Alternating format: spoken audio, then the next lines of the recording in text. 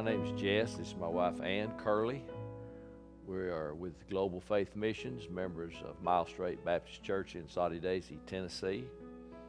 And we are starting a new ministry, and it's involving raising awareness and money and for some missionaries around the world to put in their hand some water filters. And we've been praying about this ministry, and I'd say 4 months ago, we met a man and his family who are missionaries in Peru. The Hetzels, Richard Hetzel, you'll meet him in just a second, he's here. And he showed us these water filters, and immediately we felt like this is a project that we want to get involved with. And so Richard Hetzel's with us, and he's going to demonstrate these filters for us and show you how they work, and then he'll share with you the need for them, and we will tell you how that we could maybe get you involved in prayer and also in support and giving. We'd love to have you on board both ways, prayers and financial support. Hi, as Jess had said, my name is Richard Hetzel. My family and I are missionaries to Peru. We're going to be living in Lima, and we also have ministries up in the Andes Mountains. One of the things that we see very often, not only in Peru, but all around the world, is the fact that they do not have clean water. Now here, no problem. We can simply go to the water fountain. Our kids can go to the faucet and get water. We can go to our refrigerators and get water out of it. In fact, when I was a kid, we'd just go to the water hose. We just drink out of it out of the yard all day long. We can't do that overseas. These kids can't do that. When they see water, they see it flowing, whether in a stream or a river, or even out of their faucets, if they have faucets anyway, then it's going to be dirty water. In fact, this really is what the water looks like many of the times. It's very dirty and filthy, and you can't see through it. This is the problem, though, is that a lot of times the water looks clear, but it's got a lot of parasites in it. It's very, very dirty, and it harms the kids. 884 million people in the world do not have access to safe water. This is roughly 1 in 8 of the world's population. 2.6 billion people don't have access to adequate sanitation. That's almost 2/5 of everybody in the world.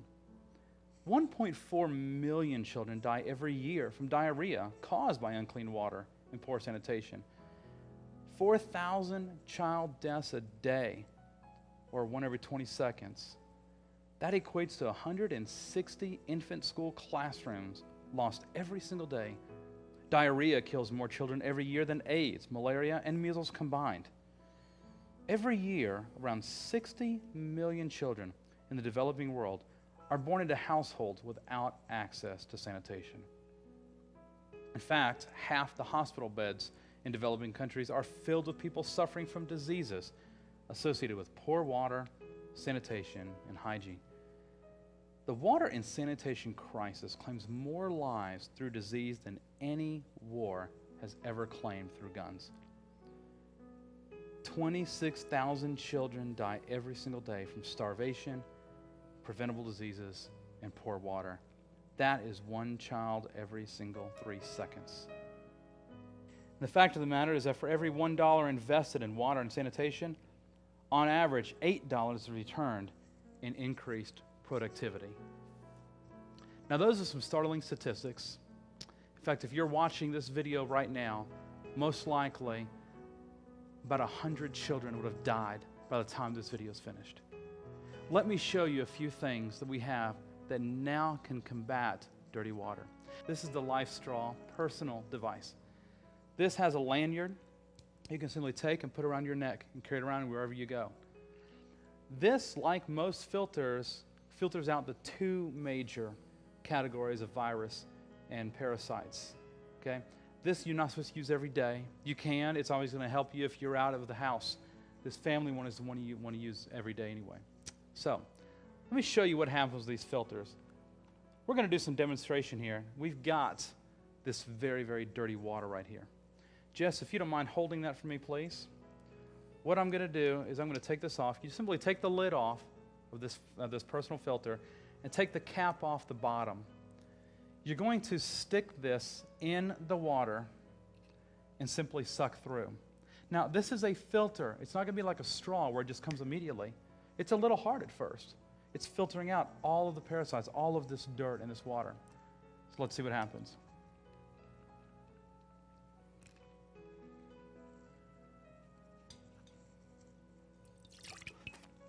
I just want to show you, if you can see that it's crystal clear water from this Personal Life straw right here. And even though it only filters out 2 of the major 3, like almost every other filter in the world, this gives you clean water to use. The next thing I'm going to do is we're going to show you how this works with the family straw. What we're going to do is we're going to take this water right here and we're going to pour it in this family straw.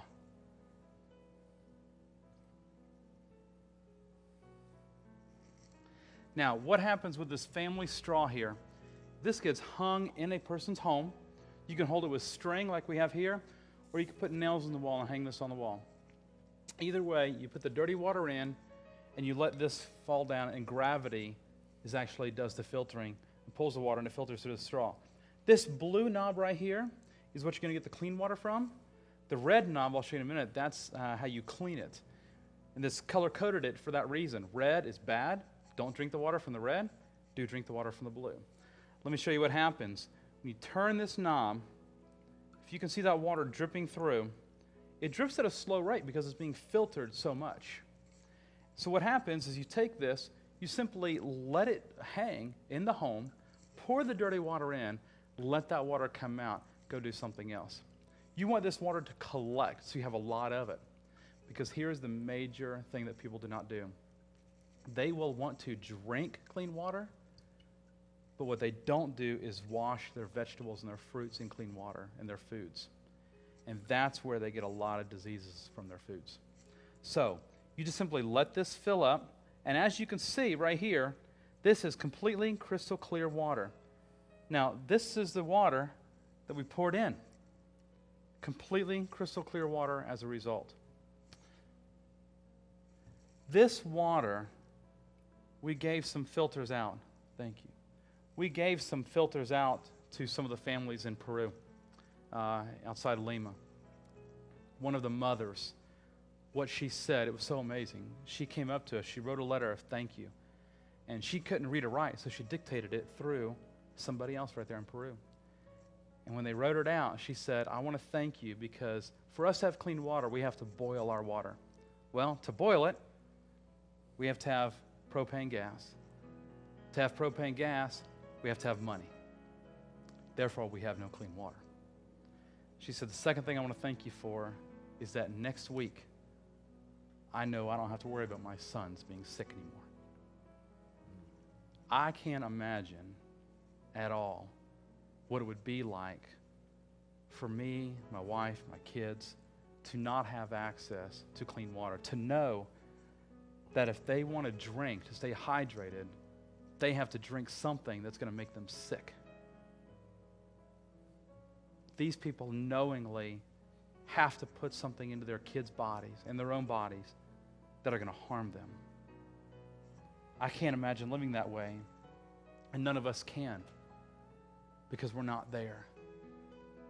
What we're asking you to do, and what Jess is asking you to do, is to get involved. Because see, here's the foundation of everything, is that Jesus Christ commanded us to be disciples. We are spreading the gospel. That's what we're here to do. It is all about the gospel of Jesus Christ. But as you know, and as Jess knows very well, you search the scriptures, and over again, the Old Testament, God telling us, New Testament, Jesus telling us, help the poor. And what ultimately happens is that when we help their physical needs by giving them clean water, what happens is their hearts are open to completely hear about the gospel of Jesus Christ. The gospel, the very thing that brings salvation. It is not up to us to misrepresent Jesus. And by not meeting the needs of the poor, we are misrepresenting Jesus when we do that. So I would close by simply asking you to get involved. Pray about how you can get involved, get other people involved, and make a difference for these families around the world.